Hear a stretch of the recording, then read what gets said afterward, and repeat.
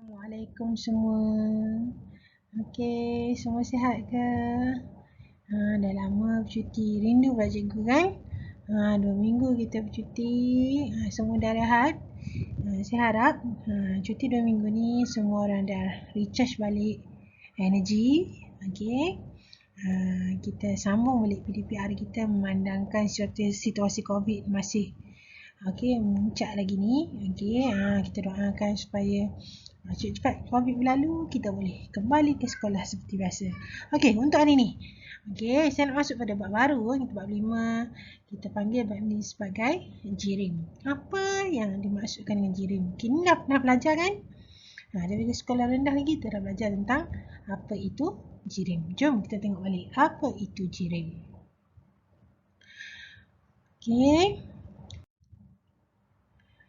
Jirim boleh didefinisikan sebagai semua benda yang mempunyai jisim dan memenuhi ruang.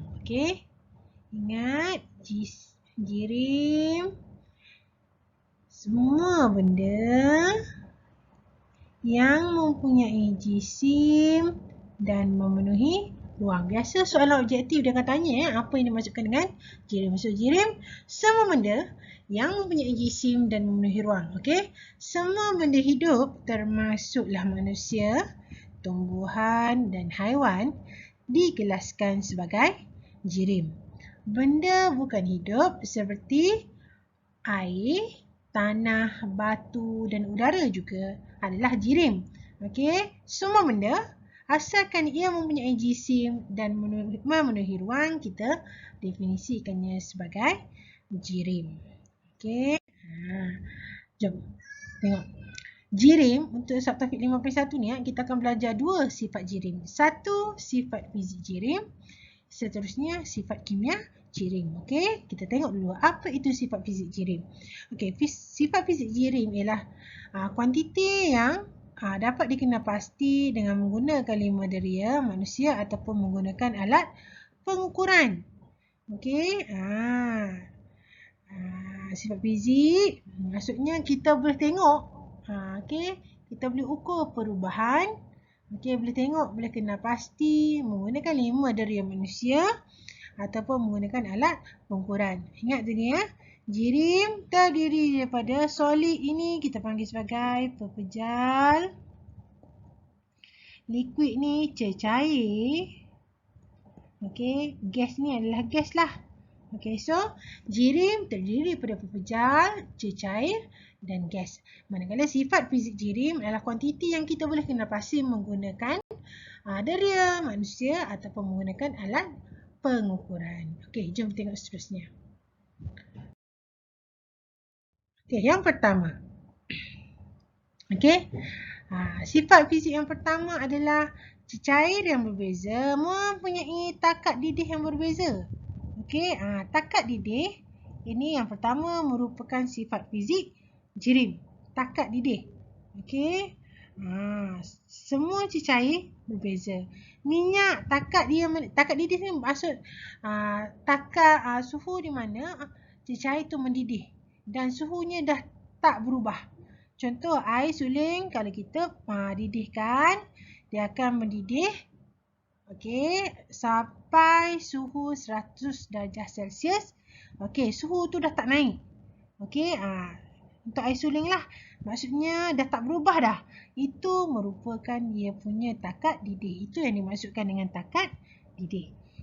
Dan cecair mempunyai takat didih yang berbeza.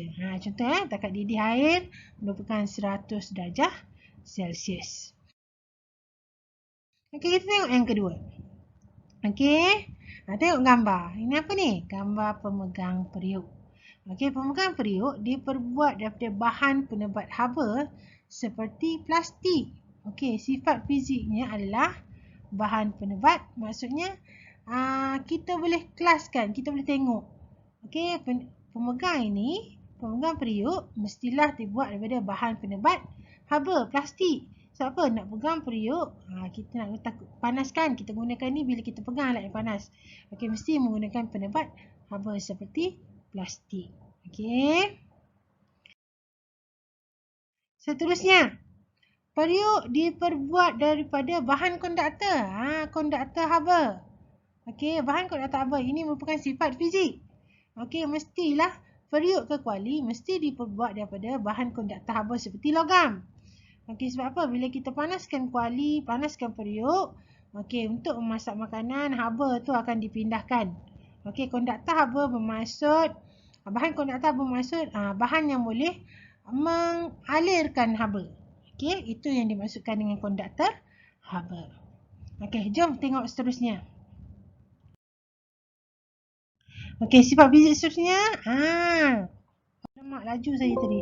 Okey, tak apa. Sifat fizik tadi adalah keterlarutan gula.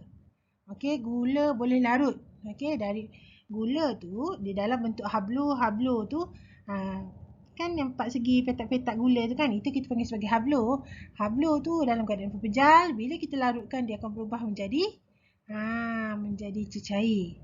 Okey, dia boleh larut. Larut tu berubah daripada pepejal jadi cair. Sama juga macam ni contohnya. Okey, ini gambar apa ni? Ini merupakan ais. Okey. Takat lebur ais adalah suhu tetap ketika ais berubah menjadi cecair pada tekanan tertentu.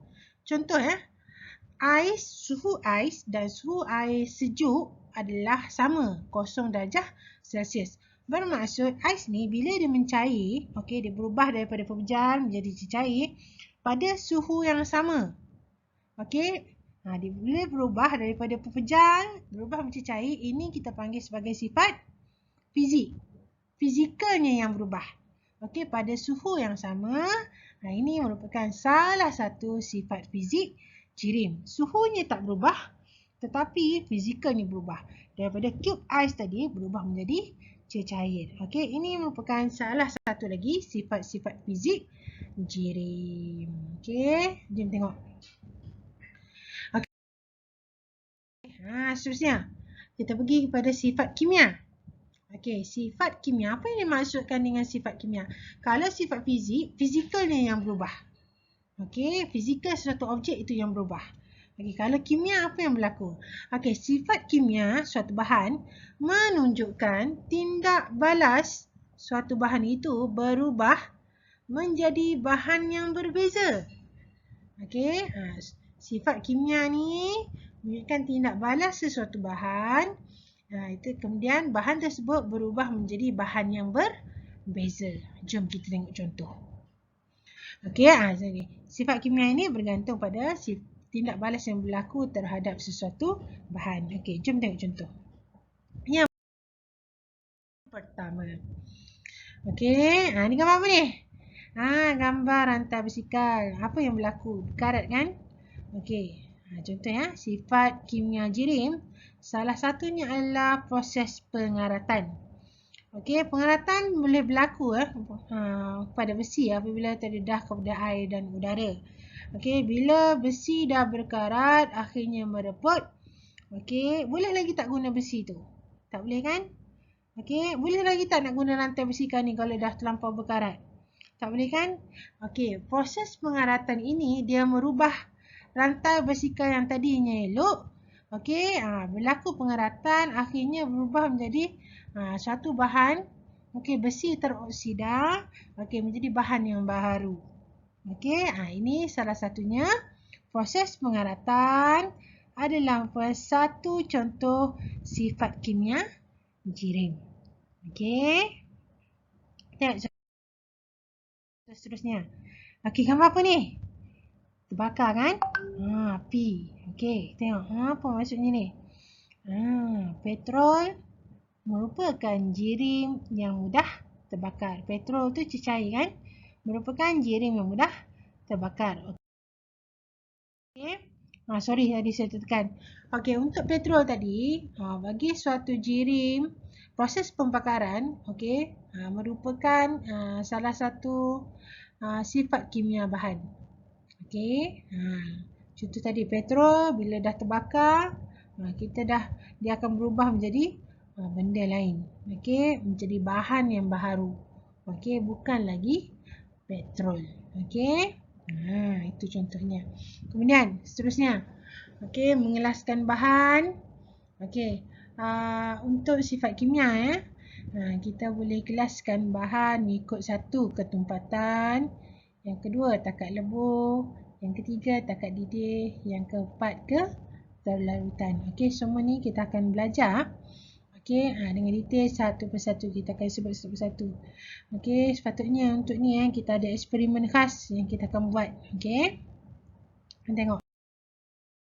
Yang pertama, ketumpatan. Okey, ketumpatan suatu bahan ialah jisim per unit isi padu bahan tersebut. Ini kita dah belajar kan? Dalam bab apa ni? Dalam bab 1 kan? Okey, ketumpatan suatu bahan ialah jisim per unit isi padu bahan tersebut. Okey, ketumpatan menentukan kebolehan. Okey, ketumpatan menentukan kebolehan sesuatu bahan untuk terapung dan tenggelam. Okey, cuba tengok kat sini gambar Rajah. Kita ada dua bahan iaitu minyak dan air. Okey, kita tengok minyak akan terapung manakala air akan berada di lapisan yang di bawah. Kenapa? Sebab minyak kurang tumpat berbanding air. Okey, sebab itu bagi cecair ataupun objek yang kurang tumpat dia akan terapung. Okey, minyak terapung kerana minyak kurang tumpat berbanding air. Okey, ini merupakan ketumpatan. Okey, bahan yang kurang tumpat akan terapung manakala bahan yang lebih tumpat akan tenggelam. Sebagai contoh inilah minyak kurang tumpat daripada air. Okey. Ini contoh bahan yang dikelaskan mengikut ketumpatan. Okey, contoh campuran gliserol dan air. Gliserol lebih tumpat, air kurang tumpat. Jadi air akan terapung berbanding gliserol. Kemudian campuran antara petrol dan merkuri, merkuri lebih tumpat. Petrol kurang tumpat. Lapisan petrol akan berada di atas lapisan merkuri. Maksudnya petrol akan terapung. Campuran pasir dan air. Pasir lebih tumpat. Kat pantai kan kita tengok pasir itu berada di bawah air, berada di atas. Kenapa? Sebab air kurang tumpat berbanding pasir. Kemudian campuran minyak dan gabus. Okey, antara minyak dan gabus, gabus kurang tumpat berbanding minyak. So bila lapisan minyak kita campurkan minyak dan gabus, okey, gabus akan terapung di atas lapisan minyak. Okey, ini adalah contoh bahan yang dikelaskan mengikut ketumpatan. Okey, takat lebur dan takat didih. Takat lebur ialah suhu apabila keadaan pepejal bertukar menjadi cecair. Takat lebur maksudnya pepejal itu melebur menjadi cecair. Itu adalah takat lebur. Okey. Takat didih pula ialah suhu apabila cecair berubah menjadi gas. Okey, macam tadi saya terangkan bila air mendidih, okey, kemudian kita akan nampak kan ada wap-wap air. Wap gas-gas kan, wap-wap air naik. Itu adalah situasi di mana cecair tadi berubah menjadi gas. Dan suhunya tidak berubah. Dah tak berubah dah. Itu kita bagi sebagai takat didih. Jirim juga boleh dikelaskan berdasar takat lebur dan takat didih sesuatu bahan. Ini contoh takat lebur dan takat didih beberapa bahan. Contoh air takat leburnya 0 darjah Celsius. Takat didihnya adalah 100 darjah Celsius. Alkohol, takat leburnya negatif 117 darjah Celsius. Takat didihnya 78 darjah Celsius. Kupram, takat leburnya 1085 darjah Celsius. Takat didihnya 2562 darjah Celsius. Oksigen, takat leburnya adalah negatif 218 darjah Celsius. Dan manakala takat didihnya adalah negatif 183 darjah Celsius. Ini adalah contoh beberapa bahan. Takat lebur dan takat didih beberapa bahan. Kalau ada soalan tolong tanya saya.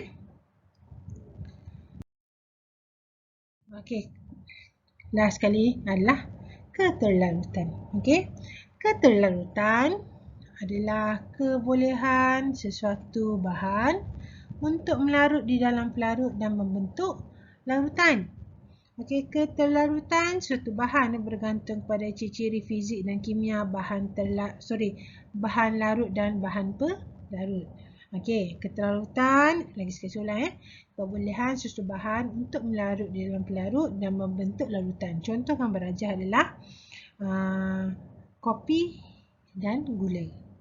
Okey, bila kopi itu kita bancuh bersama gula, dia akan membentuk larutan yang kita panggil sebagai air kopi. Sama juga campuran antara, contoh saya buat campuran antara Milo dan susu. Okey, bila dua bahan yang boleh larut, okey, dia kebolehan suatu bahan untuk melarut bahan yang boleh larut dicampurkan dalam contoh air susu adalah pelarut. Bahan yang boleh larut adalah Milo. So kita campur akan membentuk larutan yang kita panggil sebagai air Milo. Okey, itu maksud keterlarutan. Okey. Keterlarutan bergantung pada ciri fizik dan kimia bahan larut dan bahan pelarut. Oleh sebab bahan yang berbeza mempunyai kebolehan melarut yang berbeza, jirim juga boleh digelaskan mengikut keterlarutan bahan. Sebagai contoh, kita melarutkan gula. Gula itu bahan larut. Di dalam air kopi itu pelarut. Untuk diminum, akan gelas sekali dia akan terhasil air kopi. Okey, sekian untuk hari ini. Okey, bab 5.1 sifat fizik dan sifat jirim. Okey, saya harap semua dapat apa yang saya cuba sampaikan. Tolong view video saya, video penerangan saya ni. Okey, saya ucapkan terima kasih dan selamat belajar. Untuk kerja rumah, saya berikan handout. Pelajar boleh print ataupun pelajar boleh salin dalam buku ya. Okey, boleh hantar pada saya untuk saya tanda. Okey. Assalamualaikum, salam sejahtera.